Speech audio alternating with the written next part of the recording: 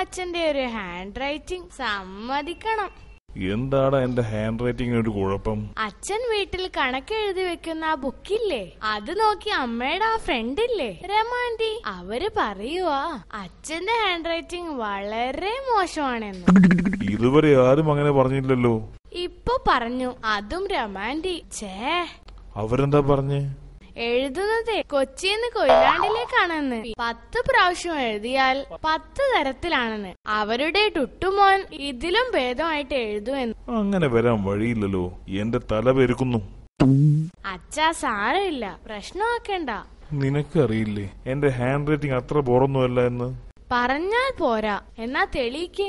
നീ ഒരു വാചകം പറ, ഞാനൊരു 10 പ്രാവശ്യം എഴുതാം. എന്നിട്ട് നീ പറ എന്റെ എഴുത്ത് എങ്ങനെയുണ്ടെന്ന്.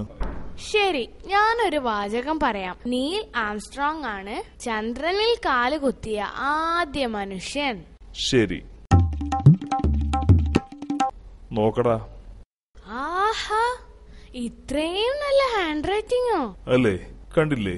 എഴുതിയ 10ഉം ഒരേപോലെയുണ്ടല്ലോ, അതും വടിവൊത്ത അക്ഷരത്തിൽ. വിളിക്കടാ സ്ത്രീയെ. വികാരം കൊള്ളാതെ. കൊള്ളുമടാ, കൊള്ളും. അത്രയ്ക്ക് ഫീൽ ചെയ്തു. ശരി അച്ഛാ, ഞാൻ പോയിട്ട് വരാം. എടി, അങ്ങനെ എന്റെ മോന്റെ മുന്നിൽ ഞാൻ എന്റെ മാനം കാത്തു. അതെ അതെ, അവന് കിട്ടിയ ഇമ്പോസിഷൻ നിങ്ങളെ കൊണ്ട് അങ്ങ് എഴുതിച്ചു, അത്രേ ഉള്ളൂ.